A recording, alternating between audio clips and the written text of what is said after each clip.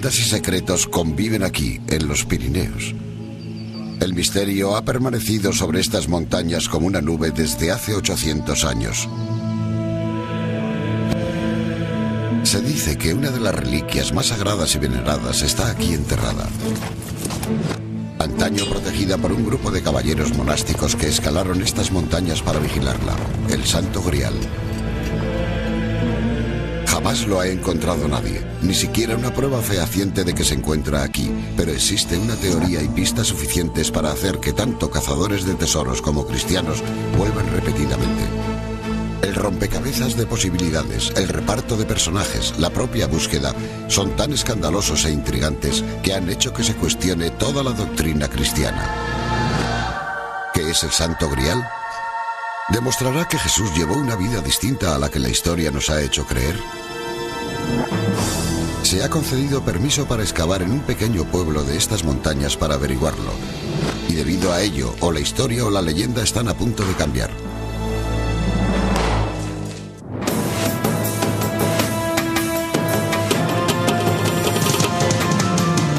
Investigando la historia. El Santo Grial.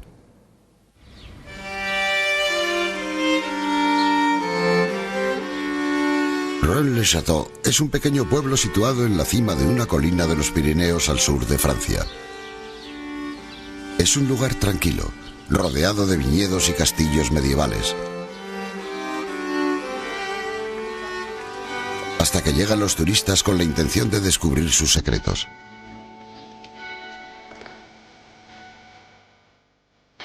Todo empezó en el siglo XIX, cuando el sacerdote del pueblo, Bérenger Saunier, se convirtió misteriosamente en un hombre acaudalado. Antaño un pobre cura párroco, de repente comenzó a recibir en su casa a invitados de la alta sociedad y a realizar costosos viajes a París. La historia, que ha ido pasando de generación en generación, dice que Saunier encontró unos tubos de madera escondidos en un pilar que antes había estado a un lado del altar de la iglesia. Enrollados en su interior, había 4 manuscritos con mensajes escritos con una caligrafía antigua. Parecían pasajes de la Biblia, pero con letras añadidas a las palabras como si estuvieran cifradas. ¿Logró Saunier descifrar el antiguo código? 100 años después, y tras pasar por las manos de muchos expertos, su significado sigue siendo un misterio. La respuesta fácil es que eran mapas de tesoros enterrados. Pero eso no es lo que creen los miles de turistas que cada año acuden en peregrinación a este pequeño pueblo. Creen que Saunier encontró algo que utilizó para chantajear a la Iglesia Católica. Un secreto tan demoledor que hizo que se cuestionase toda la doctrina cristiana. Están convencidos de que encontró el verdadero Santo Grial y que no era lo que la cristiandad nos ha hecho creer. No era el cáliz que Jesús pasó a sus discípulos en la última cena, ni la copa que recogió su sangre cuando se murió en la cruz, sino algo mucho más humano.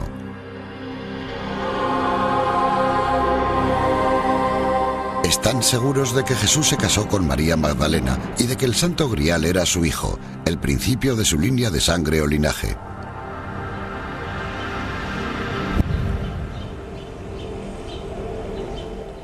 Este hombre es el responsable en una gran parte de esa creencia. Se llama Michael Vaillant, y el libro del que es coautor, Santa Sangre, Santo Grial, propuso esa polémica teoría. Creo que el verdadero concepto de la copa es como símbolo de un recipiente del más santo linaje, de la sangre más santa, y de hecho el recipiente más evidente de la Santa Sangre fue una mujer al dar a luz a un niño de la dinastía. Y nuestro razonamiento es que el símbolo del cáliz es simplemente un modo de disfrazar esta línea de descendencia de David. ¿Se habría casado Jesús con María Magdalena? No veo razón alguna para que no lo hiciera. ¿Cuál es la primera orden, el primer mandamiento de Dios? Creced y multiplicaos. Mire, si Jesús no se hubiera casado con nadie, habría sido una de las acusaciones que la gente habría usado contra él. Habría sido muy inusual. En el antiguo judaísmo, solo las personas involucradas en un sexo específico dejaban de casarse. Es mucho más probable que Jesús se casara, y María Magdalena era una de sus colegas más cercanos. Y así ella se convierte en el Santo Grial. Bayhen y sus coautores pasaron años investigando para escribir Santa Sangre, Santo Grial, volcándose en la Biblia y en los escritos de los primeros padres de la Iglesia, acudiendo a documentos de colecciones privadas y a bibliotecas de todas partes de Inglaterra y Francia. Cuando se publicó, el libro se ganó titulares en los periódicos y críticas de historiadores y de la Iglesia Católica. Pero rápidamente acumuló una secta de seguidores. En 2003, cuando fue publicado el superventas de Dan Brown, El Código Da Vinci, el mundo entero tomó nota de la teoría de Bayhen. La novela de misterio parecía adentrarse en Santa Sangre, Santo Grial, por su trama, una búsqueda del Santo Grial en la que se hablaba de María Magdalena, de Jesús y de la teoría del matrimonio. Pero aquí, en Rennes, hay un misterio añadido.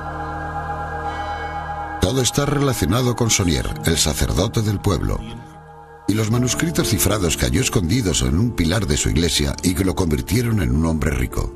Lo que argumentamos en nuestro libro, y creo que es lo que más se aproxima a la verdad, aunque nunca se sabe, es que le pagaron por buscar unos documentos genealógicos de gran importancia que encontró y por los que recibió dinero. Ya sé que parece todo una locura, pero hay muchas pruebas que lo respaldan, y fue sobre eso sobre lo que escribí en la Santa Sangre y el Santo Grial. Dos de los 4 documentos encontrados se perdieron en un incendio. Los otros 2 no han sido encontrados nunca. ¿Qué había en esos documentos? ¿Pruebas de que Jesús y María Magdalena estaban casados y tuvieron hijos? ¿Un certificado de matrimonio? ¿Una partida de nacimiento? ¿Y cómo llegaron aquí, al sur de Francia?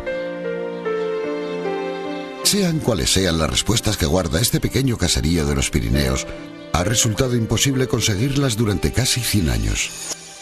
Sonier, el sacerdote del pueblo, falleció en 1917 dejando su secreto escondido en la historia. Pero antes de morir, dejó sus propios mensajes cifrados para futuras generaciones. Restauró su iglesia con algunas nuevas y extrañas adiciones. E hizo construir una torre un poco más abajo de la iglesia, a la que llamó Torre Magdala. Bautizó a ambas en el nombre de María Magdalena.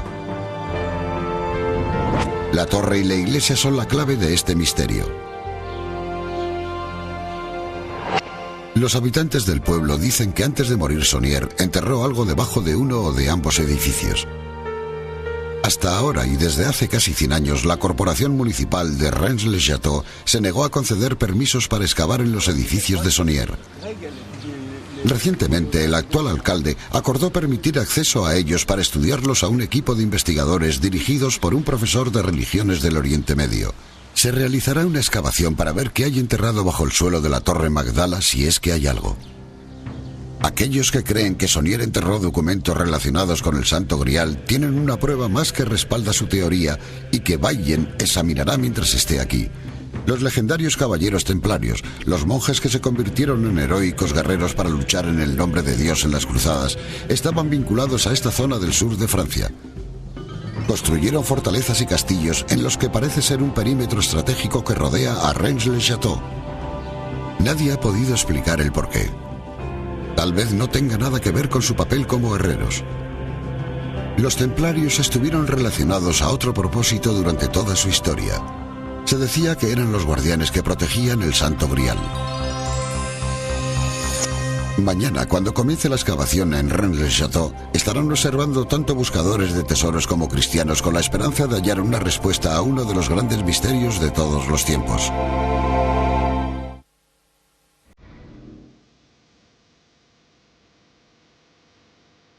La búsqueda del Santo Grial ha sido una empresa acometida por autores y aventureros desde que se originaron las primeras historias allá por el siglo XII. La creencia más popular es que era la copa que Jesús utilizó en la última cena para simbolizar su sangre, la misma copa que empleó José de Arimatea para recoger la sangre de Cristo durante la crucifixión. Debido a su origen, su leyenda sugiere que le concede poderes místicos a la persona que lo posee.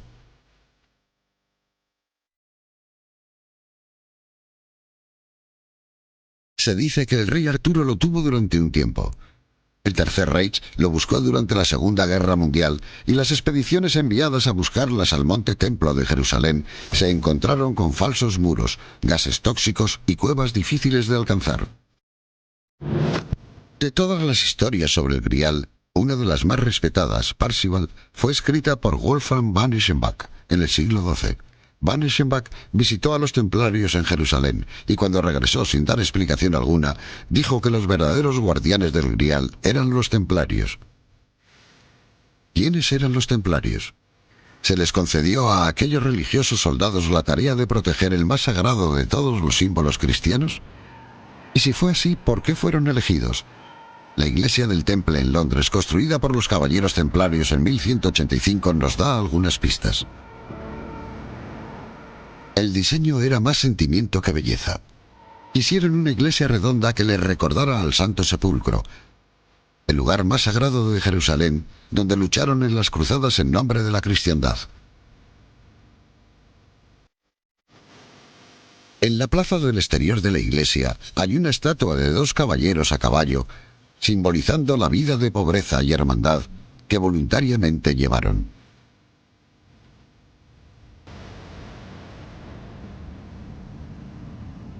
En la rotonda, rodeadas de vidrieras de colores y protegidas por gárgolas, se encuentran las efigies de 9 caballeros.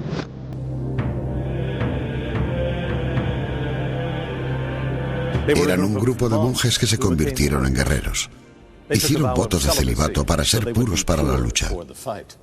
Dirigieron a las cruzadas hasta la Tierra Santa y luego hicieron guardia mientras los cristianos acudían a ella en peregrinación. Muchos dieron su vida por la causa. Durante sus 200 años de historia se convirtieron en los primeros banqueros, en arquitectos y terratenientes, pero por encima de todo eran guerreros.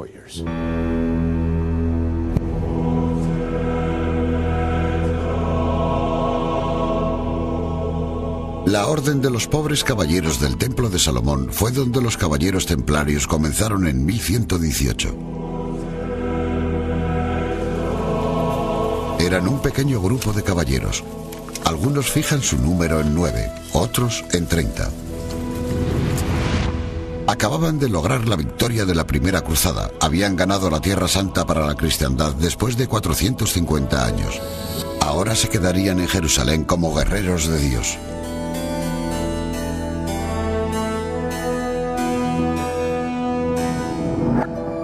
En lugar de las pieles, sedas y joyas de la mayoría de los caballeros, llevaban una vestimenta blanca, símbolo de pureza y castidad, blasonada con la cruz roja de las cruzadas sobre el corazón.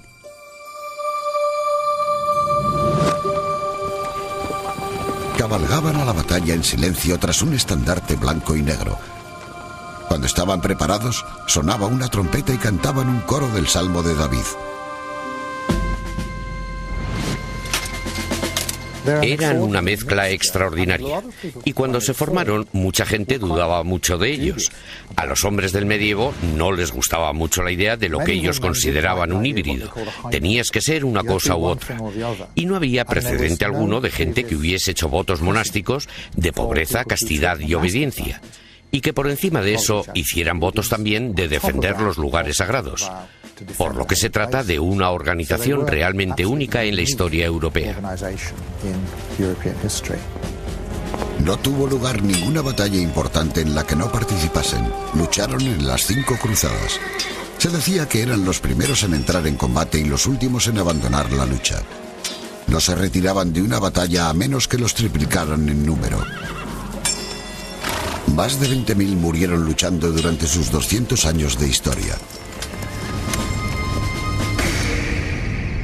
Se regían por 75 austeros preceptos recibidos de la Iglesia, desde comer carne 3 veces por semana hasta dormir en colchones de paja.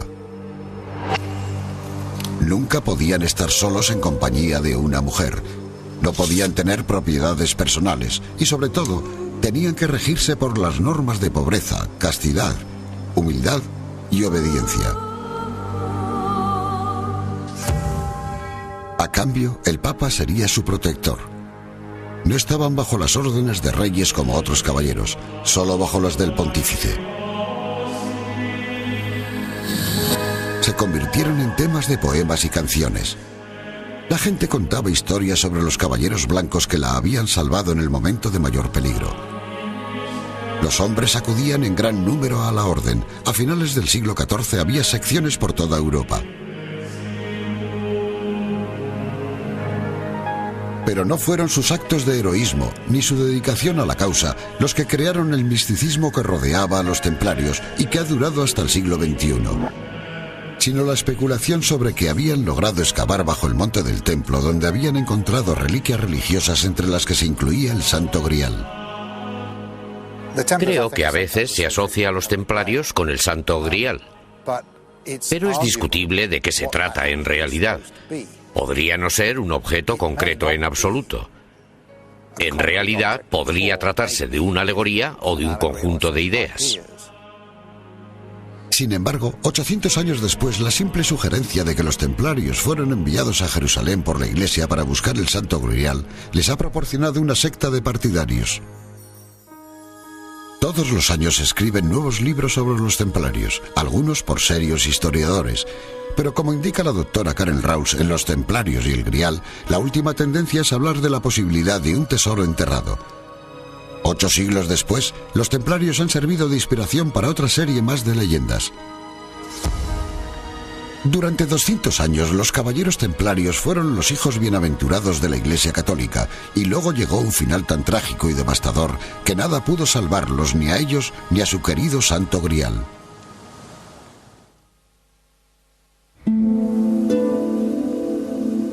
El aliciente de encontrar el Santo Grial ha traído a muchos a las puertas del pequeño pueblo de Rennes-le-Château.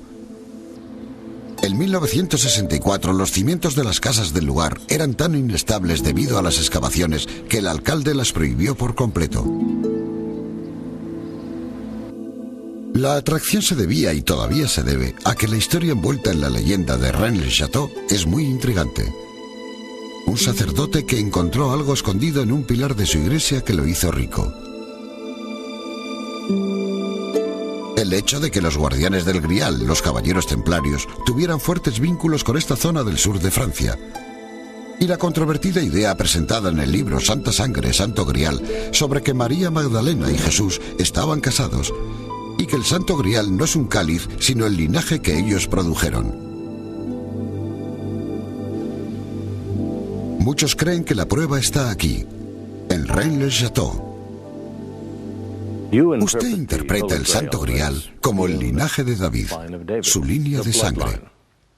Mis colegas y yo pasamos 6 años investigando para la preparación del primer libro, La Santa Sangre y el Santo Grial. Pero la historia no termina ahí, por supuesto. Continuamos investigando. Una idea como esta se apodera de la vida de uno. Es tan absorbente que uno llega casi a obsesionarse por la búsqueda de sus ramificaciones. Nuestra información consistía en que los templarios se formaron como el lado defensivo de un grupo que deseaba mantener la integridad y la importancia del linaje de David. Pero los documentos que hemos visto nos llevan a esa conclusión, y tiene sentido, y le da estructura a una serie de diversos sucesos que no tienen estructura automáticamente. Algo mucho más específico que defender a la cristiandad y luchar para proteger a los peregrinos, porque sugiere que el linaje de David continuó después de Jesús. Creo que ese es el caso. ¿Llegó hasta aquí? Por supuesto que llegó hasta aquí, no hay duda alguna. La pregunta es esta: ¿qué pruebas tiene Baillen para demostrar su teoría sobre el linaje? Tanto sus coautores como él admiten que su trabajo es hipotético. Explican que han estudiado a fondo los 2000 años de historia del cristianismo, repasando escritos de los primeros padres de la Iglesia. Durante su búsqueda encontraron documentos secretos en la Biblioteca Nacional de Francia que hablaban de una conspiración histórica de la Iglesia y hablaban de los descendientes de Jesús como primeros reyes de Francia. Los historiadores tradicionales han puesto en duda su teoría alegando que le faltan pruebas concretas. Hay singularidades suficientes para obligarnos a ofrecer una explicación. El historiador medio las pasa por alto y dice, no podemos aceptarlas, no sabemos lo que significan, olvidémonos de ellas. Mi actitud es la de incluir las singularidades en la ecuación y luego pensar en ellas. La teoría de Bayes sigue atrayendo turistas a Rennes-le-Château. El año posterior a la publicación de su libro hubo 30.000. Este año el número ha ascendido a 100.000. Han estado apremiando a la corporación de Rennes-le-Château desde hace años para que investigue el secreto de Saunier. Finalmente, había que hacer una excavación para descubrir la verdad. Cuando llegaron las personas adecuadas y sugirieron echar un vistazo, el alcalde actual decidió que era hora de ver si había algo de verdad en la historia. En su primera visita a Rennes, los científicos procedentes de California, Michigan y Roma realizaron estudios por medio de un radar de penetración del suelo, o GPR, tanto en la torre como en la iglesia. Empleando pulsaciones, alta frecuencia y energía electromagnética, el GPR puede localizar objetos enterrados sin excavar. Si no hay nada enterrado, la imagen es plana, pero cuando hay algo, la imagen muestra un pico. Debajo de la torre, el análisis del suelo reveló la presencia de una especie de objeto. No sabemos qué clase de objeto. Un objeto enterrado de otra época. Puede ser un cofre, podría ser un fregadero viejo simplemente, o podría ser una piedra grande. Pero solo detectó la presencia de un objeto, y nos interesa saber de qué se trata. También había dos objetos bajo el suelo de la iglesia. La iglesia es un monumento francés. El alcalde tendrá que pasar por los canales gubernamentales apropiados para conseguir el permiso de excavación, pero la Torre Magdala es propiedad privada. Ha autorizado una excavación que tendrá lugar el día de hoy. El doctor Andreas Buratalou, un arqueólogo romano, estará a mano en el caso de que se encuentre algo. Pero los otros científicos son reacios a estar aquí contemplando en lo que Rennes se ha convertido. Desde que Saunier, el sacerdote, falleció en 1917, el misterio de Rennes se ha exagerado de tal modo que ahora se dice que hay pistas en todo, desde los cuadros al propio paisaje. Y por si eso no fuera misterio suficiente para un lugar tan pequeño, los admiradores han reescrito un resumen sobre Rennes, incluyendo en él un lugar de geometría sagrada, un camino hacia el mundo espiritual e incluso un lugar de aterrizaje para extraterrestres. Y me estaba explicando que cree que Rennes es una especie de unión, una coyuntura. ¿Coyuntura entre...? ¿Y el cosmos? Sí. Hoy ha habido personas que me han hablado de los platillos volantes que vieron anoche sobre esta torre. De una sensación mágica, de que aquí hay una fuerza especial. Todo ello contribuye a aumentar el número de turistas que vienen. Por supuesto, la gente ve platillos volantes sobre la torre y me alegro mucho de ello. Pero claro, lo triste es que eso hace que una investigación seria sea un poco más difícil y creo que ese es el problema. Los residentes lo han aprovechado todo al máximo.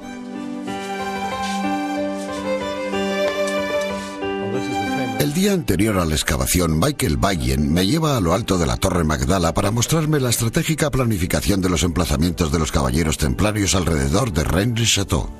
Nos encontramos en un lugar muy elevado, en lo alto de la Torre Magdala, donde se ven los emplazamientos templarios desde aquí.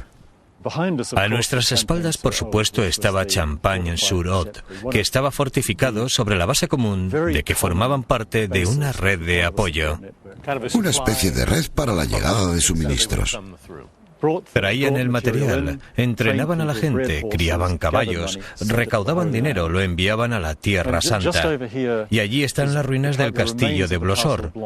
Lo único que se puede ver son los riscos de piedra caliza. Sí. Pero ahí nació uno de los grandes maestros del temple. No era un castillo templario, pero procedía de él. Y luego, más al sur, ¿En aquel promontorio? En aquel promontorio está uno de los mayores castillos templarios que he visto. ¿De veras? Es realmente espectacular. Este era el aspecto que tenía la disposición de los emplazamientos templarios alrededor de Rennes-le-Château. Champagne-Siraud, un puesto de suministro fortificado de los templarios para las mercancías que iban a la Tierra Santa, se encontraba detrás de Rennes. El castillo de uno de los grandes maestros templarios más influyentes, Blanchefort, está a la izquierda de su parte frontal, y Bessy, un castillo defensivo a gran escala a la derecha. Los tres unidos formando lo que parece ser un perímetro estratégico alrededor de Rennes. Decidimos examinar de cerca lo que fue el cuartel general de los templarios de la zona, Bessy, a 1 hora en coche desde Rennes.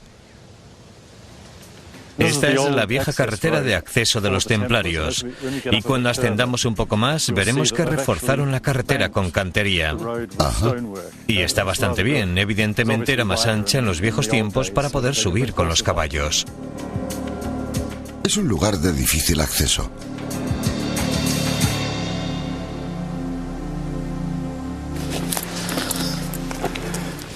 No querían que las demás personas llegaran arriba fácilmente, eso está claro. Allí está Rennes-le-Château. Sí, aquello es Rennes. Es una posición muy estratégica. ¿Por qué necesitaban aquí un puesto de avanzada? Nadie lo sabe. No parece lógico porque toda la red de apoyo del sur estaba preparada para suministrar el material que necesitaban para el Oriente Medio. No te hagas cargo de un lugar como este sin tener motivos para ello. Es difícil llegar a él, es muy defendible. Debía de resultar muy caro mantenerlo, manejarlo y guarnecerlo. No lo habrían hecho solo por diversión ni por sus vistas.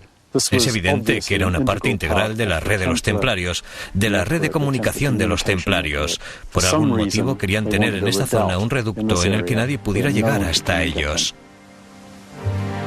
O tal vez hasta su querido Santo Grial.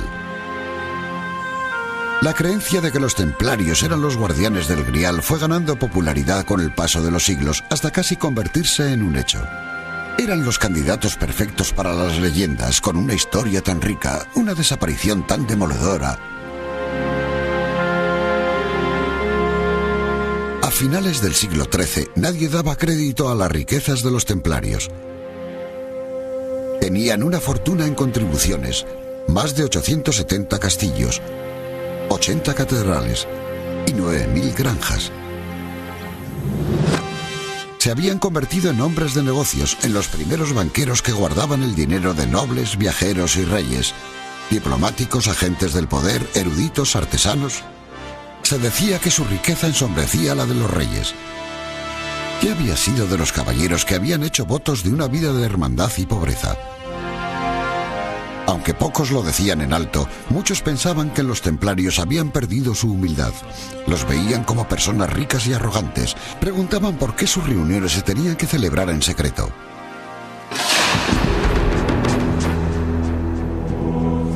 Mientras continuaba la lucha en Jerusalén, la gente se mordía la lengua. Pero en 1239 los templarios perdieron su querido Jerusalén, que volvió a caer en manos de los musulmanes. Si estás dedicado a la defensa de Jerusalén y de los lugares sagrados y a los asentamientos de los latinos en el Oriente Medio y lo pierdes todo o alguien lo pierde, y eso es exactamente lo que sucedió en 1291 cuando los cristianos fueron expulsados de las tierras de Palestina y de Siria y tuvieron que retirarse a Chipre. Si eso ocurre, tienes un punto identificable en el tiempo que la gente puede señalar como un momento de fracaso. Hemos vertido nuestro dinero en ellos y han fracasado. Han perdido las tierras de los cruzados.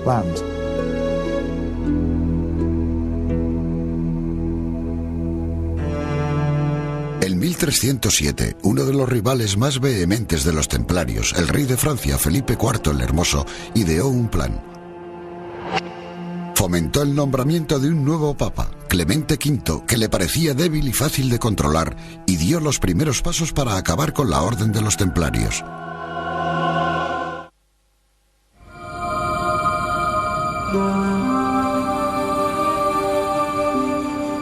El alcalde ha decidido comenzar temprano la excavación debajo de la Torre Magdala en Rennes-le-Château para tener privacidad. En esta excavación existe un posible vínculo con el Santo Grial. No quiere hacerlo con miles de turistas observando. Quizás los turistas no hayan llegado todavía a Rennes-le-Château, pero la prensa ya está presente.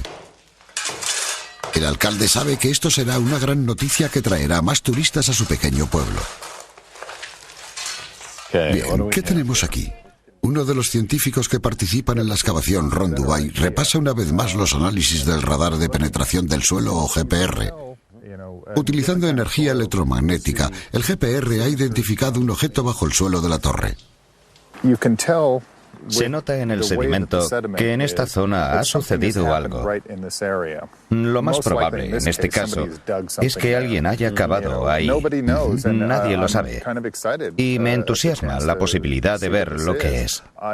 Me parece muy interesante porque el objeto se encuentra casi en el centro de la torre. Y eso me dice que, sea lo que sea, fue puesto ahí a propósito. Si hay algo enterrado bajo la torre, hoy se encontrará. Hay varias posibilidades sobre lo que puede ser. 2 de los 4 documentos que el sacerdote Saunier encontró en el pilar de su iglesia aún no han aparecido.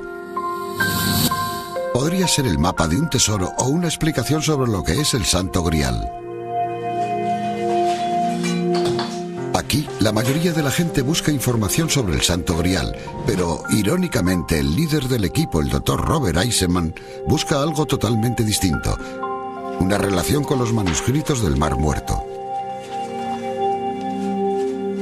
Me refiero a que en el templo, de algún modo, en algún momento de las cruzadas, no al principio, sino después de 20 o 25 años, parece que surgió una nueva versión sobre la actividad de los cruzados. Y parece que surgió repentinamente. Y sin embargo, tiene un tremendo parecido con la ideología y la comunidad de los manuscritos del Mar Muerto. Está el manuscrito de guerra de Qumran.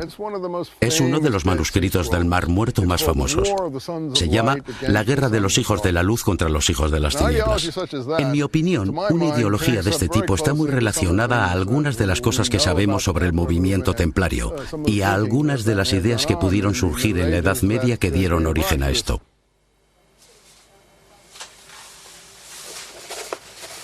El misterio que rodea a los templarios parece no tener fin.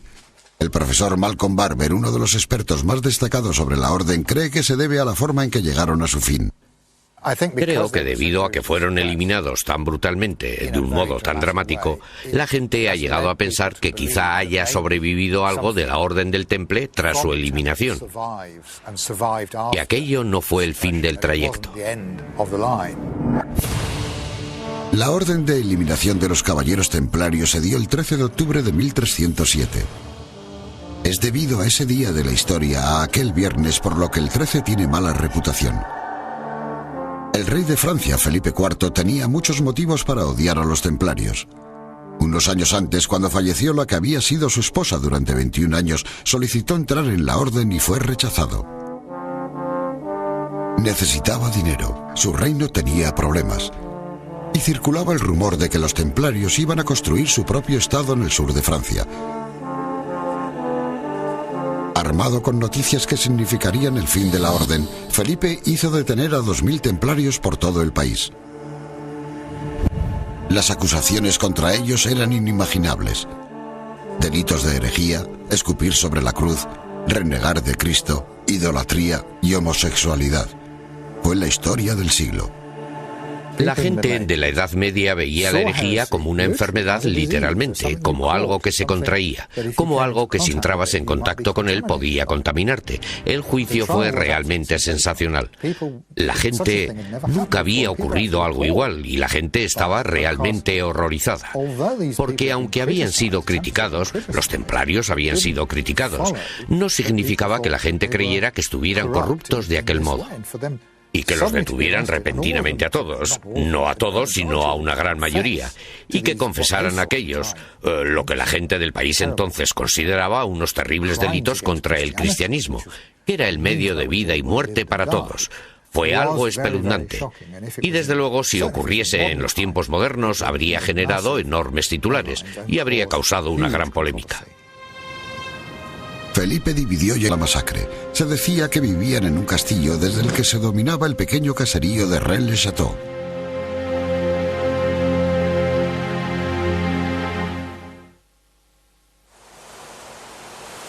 Es temprano por la mañana en el sur de Francia. La excavación en la Torre Magdala en Rennes-le-Château hace rato que ha empezado. Después de tan solo 20 minutos, los excavadores anuncian que han tropezado con algo.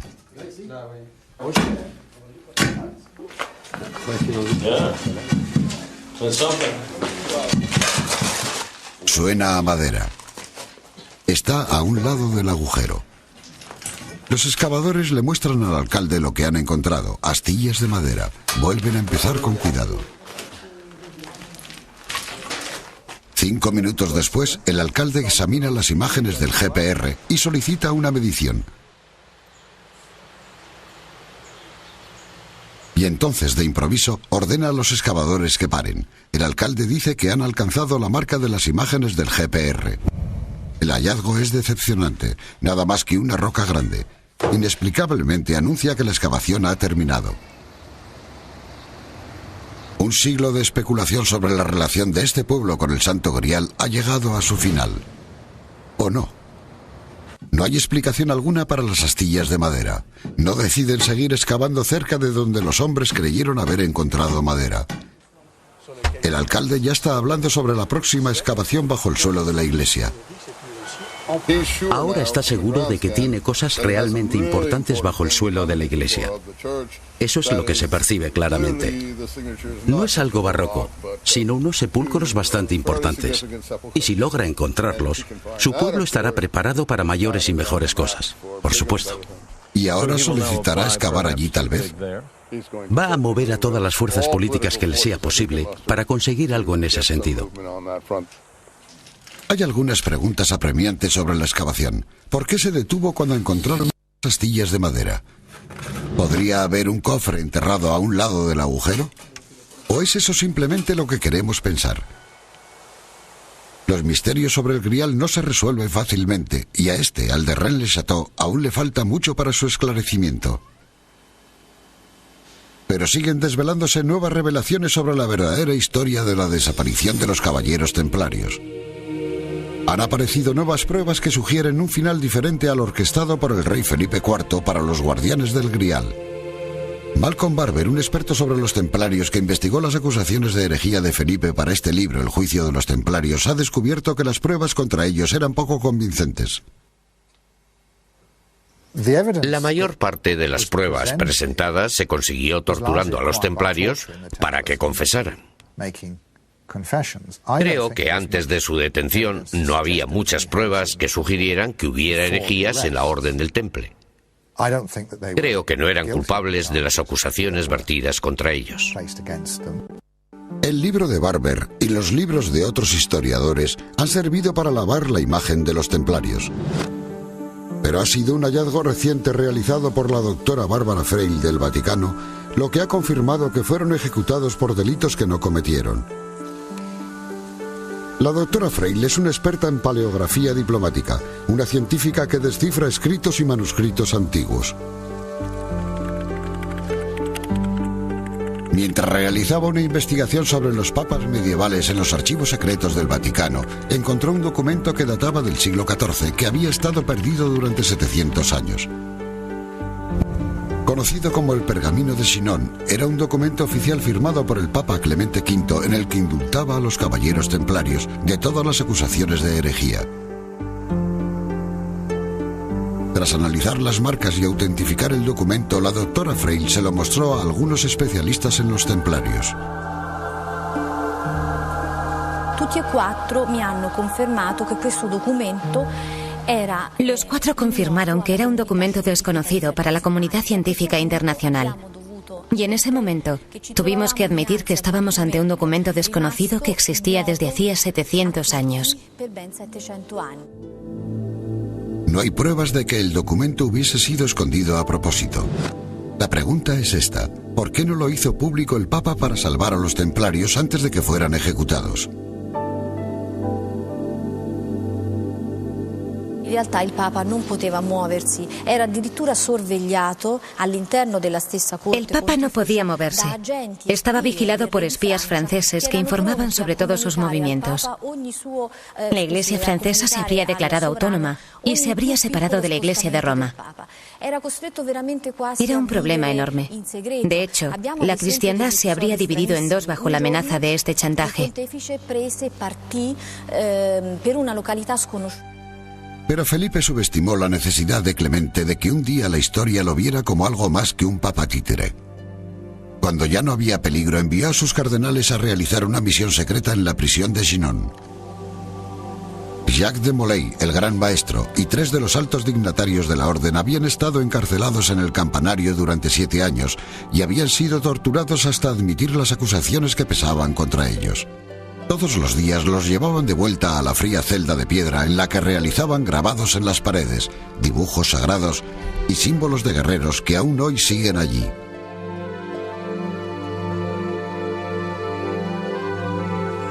En Chinon, los cardenales de Clemente interrogaron a los templarios por su cuenta para decidir si eran o no culpables del delito de herejía.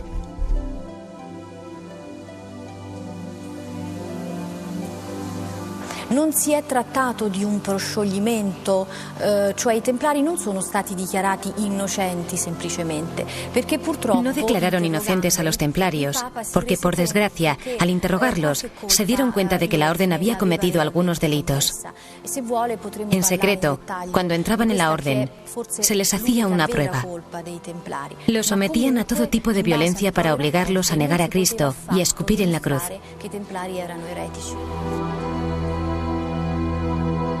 Se trataba irónicamente de una prueba para cerciorarse de que todos los templarios tenían lo que hacía falta para ser guerreros de Dios. Debido a sus poco ortodoxas pruebas, el Papa no podía decir que los templarios eran inocentes. En vez de hacerlo, escribió el Pergamino de Chinon, el indulto que los absolvía de las acusaciones de herejía y que estaría perdido para la historia durante 7 siglos. Bárbara Freil descubrió un documento por medio del cual el Papa indultaba a los templarios, pero nunca llegó a manos del rey. Curiosamente tenemos todos los documentos de la Inquisición, pero no tenemos esos. Solo tenemos la carta que los legados enviaron al Papa, y está claro que la disposición del Papa era buena, por lo que saber que hay un documento en el que los absuelve no me sorprende en absoluto. Solo hace que la tragedia sea mayor. El rey francés los traicionó totalmente. ¿Y qué fue del Santo Grial? Si los caballeros templarios realmente lo encontraron, ¿qué fue de él tras su desaparición? ¿Lo encontró el pobre sacerdote de un pueblo del sur de Francia y chantajeó a la iglesia para guardar el secreto? ¿O es la leyenda de Rennes-le-Château una fantasía al igual que tantas otras historias sobre el Santo Grial? 2 sepulcros escondidos bajo el suelo de una iglesia esperan la respuesta. Por ahora, este misterio sobre el Santo Grial permanece oculto en los Pirineos.